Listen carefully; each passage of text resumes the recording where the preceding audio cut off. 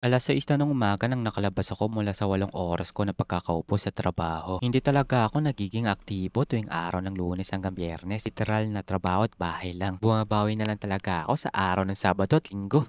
Kunting workout at sideline sa pagiging delivery rider. Kahit gustuhin man natin na magbiyahe ngayon na hindi pwede dahil nga sa walang tigil na ulan at delikado sa kalsada ngayon dahil bukod sa baha, may mga kalsada na lubak-lubak na hindi agad natin mapapansin. Napasarap yata ang tambay ni Bising dito sa atin. Isang linggo na din niya tayong binabasa para bang ayaw niya nang umalis. Hindi ko na nga malinisan si Sonic kaya antay-antay na lang hanggang sa magsawa si Bising at makaalis na ang bagyo dito sa atin. Itong mga nakaraan na araw nga ay naglalambing si Sonic, namamatay nga siya. Hinala ko baka spark plug lang. Pinalitan ko ng bago pero ganun pa din. Kaya naisip ko na baka spark plug cup na ito. Pero may napansin ako sa panel Sonic, bumaba ang kanyang voltahe. Kumpara sa dati na 14 volts, ngayon naglalaro yung voltahe niya sa 13 at 40. Kaya bumili agad ako ng bagong baterya. Baka ito na nga yung rason kung bakit namamatay-matay ang click natin. 4 years na din kasi ito, stock pat, hindi pa napapalitan simula nang binili ko si Sonic. Gamit-gamit ko pa din naman yung lumang baterya hanggang ngayon. Napapaandar pa naman kasi niya si Sonic. Pero palagi ko naman dala at nasa compartment ko lang yung bago nating baterya.